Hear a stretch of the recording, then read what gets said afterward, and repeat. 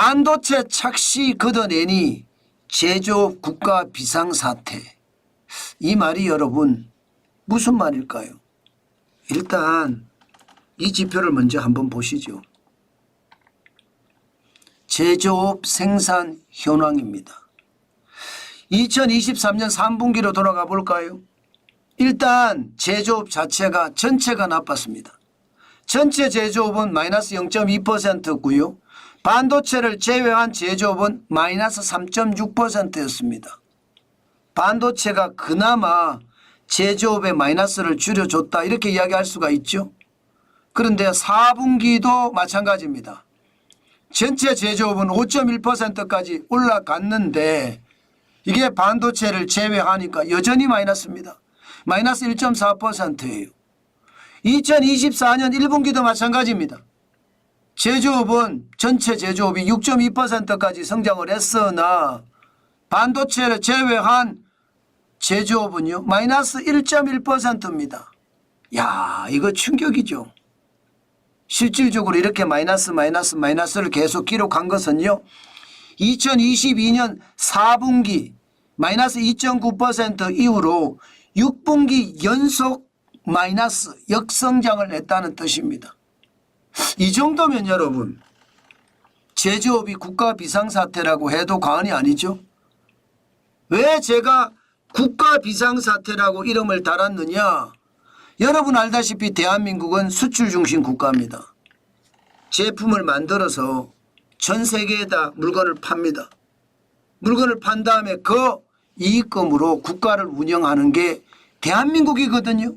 그런데 대한민국의 제조업이 반도체 빼놓고 제조업이 지금 6분기 연속 마이너스가 됐다는 사실은 여러분 충격적이고 저는 굉장히 충격적이라고 생각을 합니다. 반도체가 우리 제조업을 끌고 나간다는 뜻이고 나머지는 지금 최악이라는 뜻이잖아요. 이것은 어떻게 생각하면 우리 미래조차도 두렵습니다. 앞으로 대한민국이 계속 수출 국가로 생존을 할지 거기에 대한 두려움도 있다는 뜻입니다.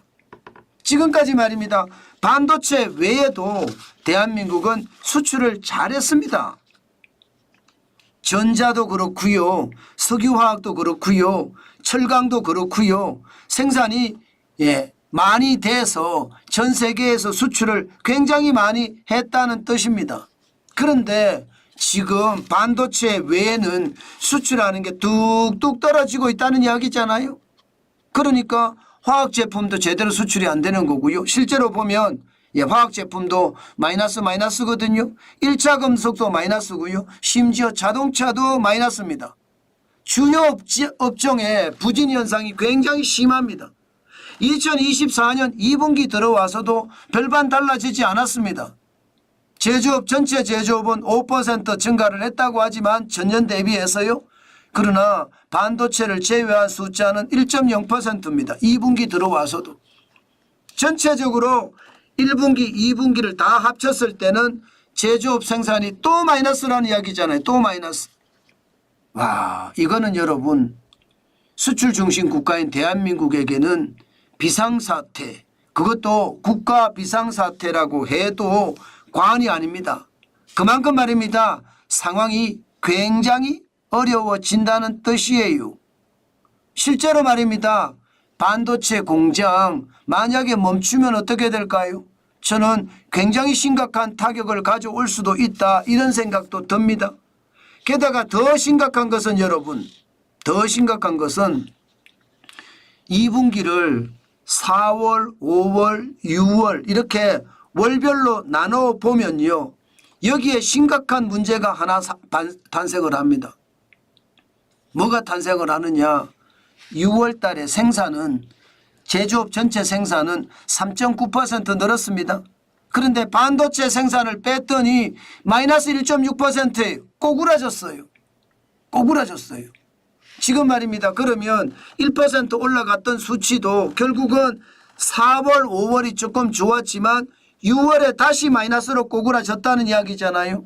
이것은 어떻게 생각하면 앞으로 대한민국의 상황이 점점 제조업이 더 어려워진다 이렇게 얘기해도 틀린 말이 아니에요. 그만큼 말입니다. 중국이 전 세계에다가 아주 저가로 파상 공세로 밀어넣고 있잖아요. 유럽에도 밀어넣고 미국에도 밀어넣고 남미에도 밀어넣고 중동에도 밀어넣고 있으니까 우리는 말입니다. 가격 경쟁력에서 따라갈 수가 없습니다. 물론 중국 제품을 써보고 나면 야 진짜 한국 제품이 좋아 이렇게 생각을 하지만 당장은 말입니다. 싼 게 좋거든요. 싼 게 비지떡이 아니라 싼 게 더 선호가 된다는 뜻이에요. 그러니 지금 앞으로도 저는 굉장히 어려움을 겪을 수밖에 없는 그런 구조가 돼 가고 있다. 이런 생각이 듭니다. 게다가 6월에 말입니다. 예, 반도체하고요. 전자통신업 이걸 완전히 빼버려요. 그러면 생산이 마이너스 2.3%까지 빠집니다. 마이너스 2.3%까지. 굉장히 나쁘죠. 그만큼 말입니다. 우리 경제 상황이 진짜 좋지 않다는 뜻이에요. 저는 전기차 배터리 부분에 뭐 세계적인 전기차 수요 감소라고 이야기하는 캐점이 있다 이렇게 이야기하지만 저는 캐점으로 생각하지 않습니다. 캐점으로 생각하시는 게 아니라 전기차나 2차 전지 전체적으로 미국의 견제와 유럽의 견제 때문에 쪼그라들고 있다고 보는 겁니다.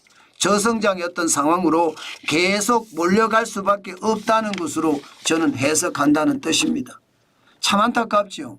신성장이라는 어떤 생산 동력이 점점 나빠지고 있으니까요. 실제 LG화학도 마찬가지, LG에너지솔루션도 마찬가지 지금 제조업 자체가 계속 무너진다는 이야기를 대변해 주고 있다. 저는 그렇게 생각을 하거든요. 그 정도로 제조업이 나쁩니다. 더 큰 문제는 여러분, 더 큰 문제는 제조업이 이렇게 나빠지는데 앞으로 더 나빠질 소지가 굉장히 많다는 거예요. 대표적인 지표를 보면 1일 일평균 원유 소비 추이거든요. 여러분 보시는 것처럼 2020년에는 263만 배럴 정도 일평균 원유를 소비했습니다. 그러다가 2022년에 285만 6천 배럴을 소비했거든요. 2023년을 보세요. 279만 7천 배럴로 떨어졌습니다. 그러면 2024년은 어떻게 될까요? 이게 다르지 않을 거라는 거예요. 일반적으로 추세적이거든요. 이게 한꺼번에 말입니다. 갑자기 중불 났다고 원유 사용량이 확 늘어나지 않습니다. 일반적으로 추세적이에요. 그러면 2024년도 지금 나쁘다는 이야기잖아요. 2022년에 대비해서 2023년도 1년 새에 일평균 원유 소비가 2.1% 줄었습니다. 5만 9천 배럴이 줄어들었거든요. 그런 것을 감안을 해보면 우리 제조업에 대한 상황은 좋지 않다. 일평균 원유 소비라는 게 공장을 돌리려고 그러면 그죠? 동력이 있어야 되잖아요. 그 동력이 원유가 들어가서 동력을 만들어내는 거예요. 그럼 공장 가동률이 그만큼 떨어진다는 이야기니까 이것은 어떻게 생각하면 굉장히 나쁜 아픔이다 이렇게 생각을 할 수가 있죠. 실질적으로 2022년하고 2021년 3년하고 사이에 1년 사이에 마이너스 2.1%잖아요. 그런데 OECD 평균은 다릅니다. OECD 평균은 마이너스 0.1%입니다. 우리는 마이너스 2.1%인데 제조업이 무너지고 있다는 이야기가 이게 틀리는 말인가요? 아니죠. 저는 그렇게 보이는 거예요. 그래서 제가 비상사태라고 자꾸 말씀을 드리는 거예요. 제가 여러분들에게 이렇게 말씀드린 게 결국 얼마 있다가 살아나잖아요. 이런 일이 벌어지잖아요.